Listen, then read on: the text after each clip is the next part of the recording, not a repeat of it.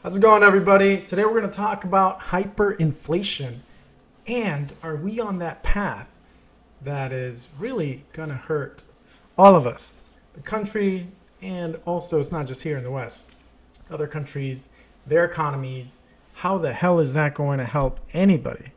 So let's get into it. So is all this inflation bullshit basically a doing of the government? Is it just all coincidental? Is it just the bank's fault? I mean, how did we get here? Or is it just a random series of events? So the global financial crisis in 2008, 2009 really changed our economic landscape, and not for the better. And this happened kind of on a permanent basis.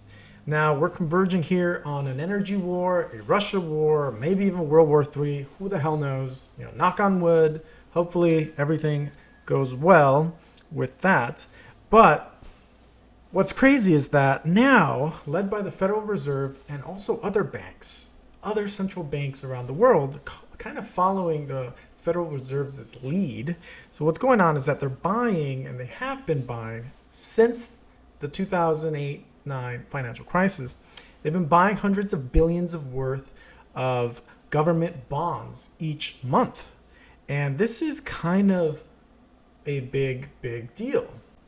And of course, inflation is king. Why? Because your purchasing power, your fiat currency is really dependent on inflation. So the Federal Reserve started the asset purchasing November 25th, 2008.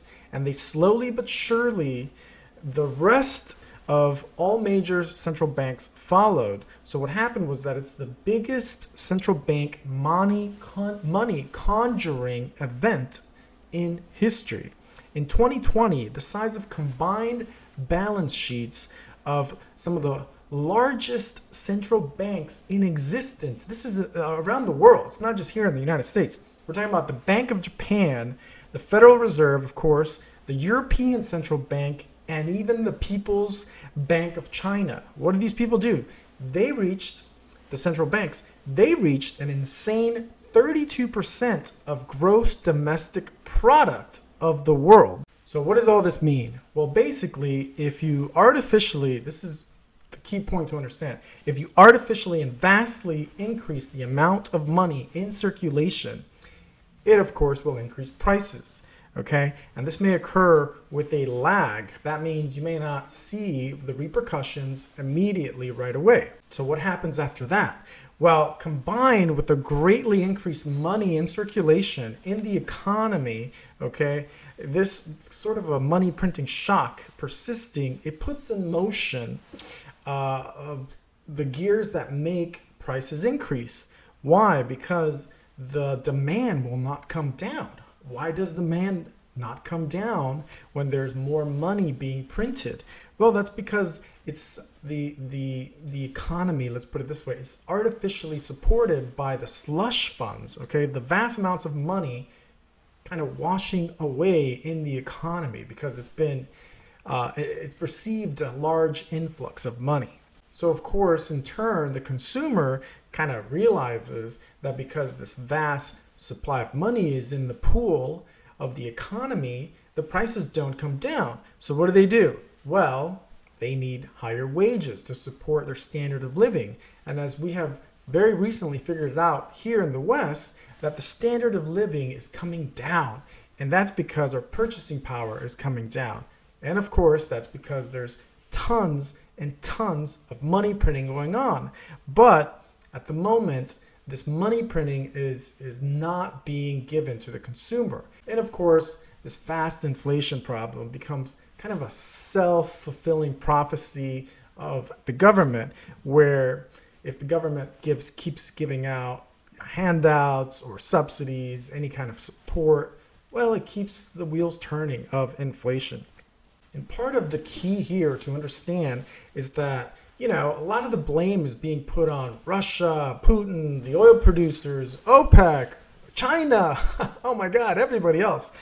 But at the end of the day, what happened, a really big part of this inflation, is the money printing, number one, and almost every single Western country or government helped create this inflation crisis and in turn an energy crisis by artificially sustaining demand during a time when supply was artificially constrained.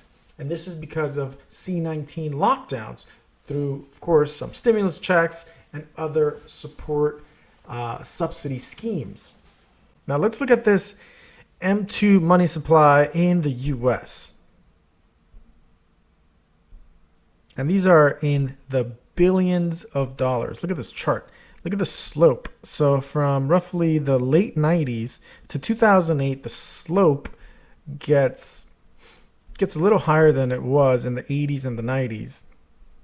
And then the slope gets sharper up, and in 2020 it skyrockets near vertical money printing.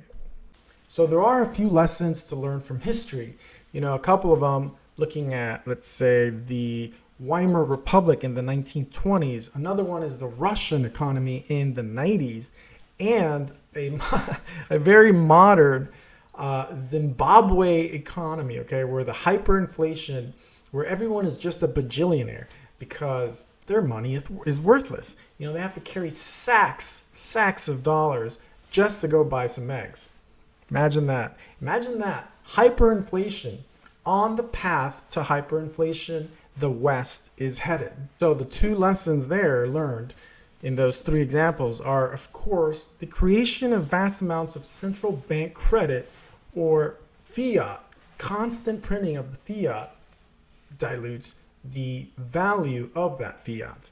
And number two is the diminution of production capabilities, the ability for the country itself to produce something of value.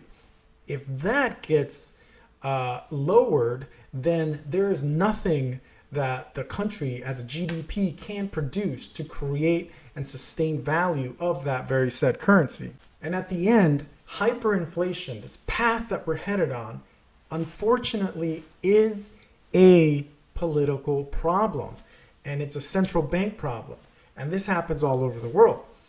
And this I mean, it's purely political. They can stop printing, but they don't want to. They cannot let go of that privileged, awesome power that is the money printer to be able to create money from thin air, okay, that has true value, where you can go to other countries and pay for their oil, pay for their rice, pay for their wheat, pay for their corn, pay for their bananas, whatever. You're paying with printed money out of thin air, okay, to buy real products. And this is exactly the power of printing money. So with inflation and this constant money printing, it's essentially a way to deficit finance the government, okay, with, of course, future credit of the future GDP output. So what does this do in the end? It increases money supply in circulation, right? So government issues this newly created money to sustain its own consumption, essentially. And that is very profound, that governments print this money out of thin air to sustain itself. Isn't that interesting?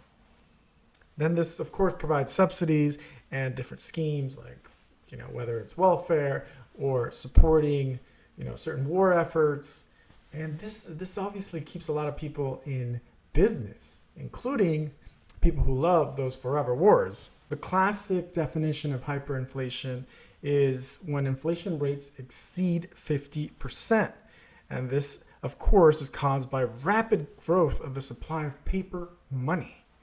And of course, one of those examples is that Weimar Republic. So what's crazy about hyperinflation and the trends, how the West is trending there, I mean, in Europe is actually even worse than the United States. So central banks have already done their perfectly awesome, brilliant job of just printing money, right? But what's happening in Europe is that they're pouring bailout money to households, governments, of course, and this artificially sustains demand in a situation where normally higher prices would push down the demand. So what happens? At the same time that this is occurring, industrial production in Europe is actually going down. they're experiencing those insane energy costs. They're having trouble even fulfilling the basic needs of heating and cooling their homes. This winter is going to be a very, very cold winter in Europe.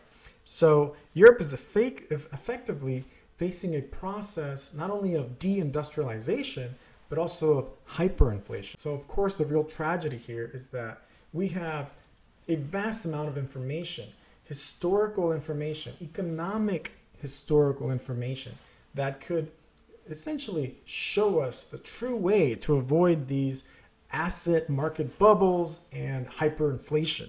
Unfortunately, a lot of the leaders are not listening or are aware of the history behind all of this. And we're being essentially just directly led on the path of hyperinflation. So I hope you guys find this a little educational. If you did, don't forget to smash a like, subscribe if you haven't, and I'll see you in the next one. Can anybody out there hear me? Hear me?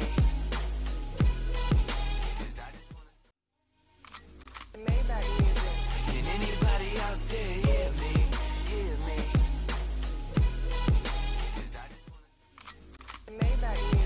Can anybody out there hear me? Hear me?